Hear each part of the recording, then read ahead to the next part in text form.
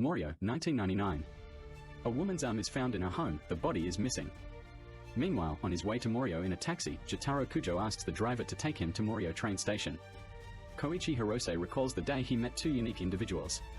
When he was a freshman, after school, he was walking in front of the station when he accidentally bumped into a distracted Jotaro, falling backward and sending his satchel flying into the air. But as soon as he opened his eyes, he found himself standing again, holding his satchel as if nothing had happened. Jotaro, after apologizing, asked the boy for directions to the Higashikata family residence. Meanwhile, a group of older students surrounds another freshman, who is trying to overcome his fear of reptiles by touching a turtle. After harassing him, the group leader slaps him in the face, grabs the turtle and violently throws it against a concrete pillar, shattering its shell and leaving it writhing in agony. The freshman's name is Josuke Higashikata. After being mocked for his hairstyle, JoJo lost it. A glow from his body turns into a stand that violently punches the bully in the face, breaking his nose, launching him against his fellows. Jotaro's search has come to an end. After knocking down one of the bullies, Josuke continues to strike him as Jotaro watches. Moments later, Josuke picks up the turtle, now completely unharmed, while the injured student's nose heals, but in a grotesquely altered shape. As the bullies flee in fear, Jotaro approaches, while Koichi also notices the turtle's miraculous recovery. Jotaro already knows Josuke's name, his mother's name, where he was born, and details of his past. That's because Josuke was born from a relationship between his mother and Joseph Joestar.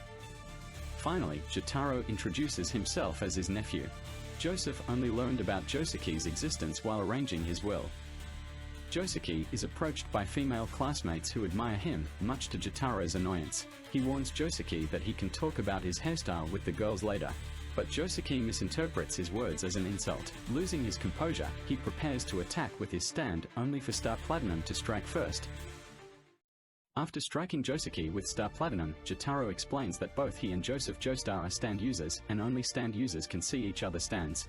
Still furious, Josuke retaliates with a barrage of punches from his stand, breaking through Star Platinum's defenses and preparing to land an uppercut. However, just as is about to strike, Josuke suddenly loses sight of his opponent, only to realize that Jotaro has somehow appeared behind him, delivering a powerful punch straight to his face. Koichi watches the scene in shock.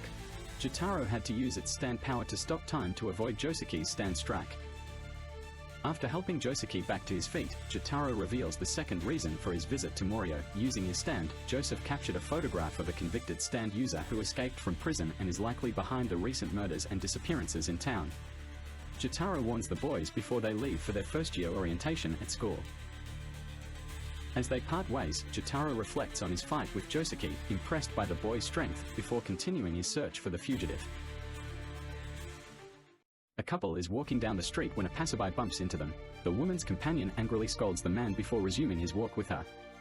However, the passerby gives off a strange aura and begins to follow the couple with intent. He suddenly grabs the man by the shoulder, stopping him in his tracks. As he turns around to react, the whites of his eyes gradually turn blue. The passerby is Angelo Katagiri, a notorious criminal responsible for multiple violent crimes, including assault and murder. Arrested by the police, he was finally sentenced to death, but the execution did not go as planned. After surviving his hanging, Angelo escaped from prison, and Jotaro knows he is now hiding somewhere in Morioh. On their way home from school, Josuke and Koichi see two police cars speeding past them, sirens blaring, heading toward a nearby convenience store. Meanwhile, in the woods beside them, the lifeless body of the woman from earlier lies on the ground. As the police hold back onlookers, Josuke and Koichi spot her companion stepping out of the store, holding a knife to a terrified cashier. The man, now a hostage-taker, demands an escape vehicle and orders Josuke to move out of the way, throwing in a comment about his unusual hairstyle. Josuke wastes no time. Josuke approaches the robber holding the store clerk hostage. The man warns Josuke to back off, or he will stab the girl. Josuke refuses to step away, and at that moment, the robber moves to stab the clerk straight in the abdomen. Just as the knife is about to strike, Josuke sends out his stand, which lands a powerful blow that pierces through both the clerk and the robber. The stand grips the criminal's knife tightly in its fist. As the attack and the stand are recalled, Josuke pulls the girl away from the robber. She is completely unharmed and stunned to realize she doesn't have a single scratch. At that moment, the robber notices not only that he is uninjured, but that the knife is now lodged inside his own stomach. Suddenly, a stand emerges from his mouth, and Josuke immediately recognizes it. It's the same one shown in Jotaro's photos. It's Angelo's stand. Before retreating into the sewers, the stand warns Josuke that from now on, it will be watching him and will kill him as revenge. Back at home, Josuke receives a phone call from Jotaro. He informs him about the encounter that just took place. Meanwhile, Angelo, disguised as a milk delivery man, is about to carry out his revenge at Josuke's house.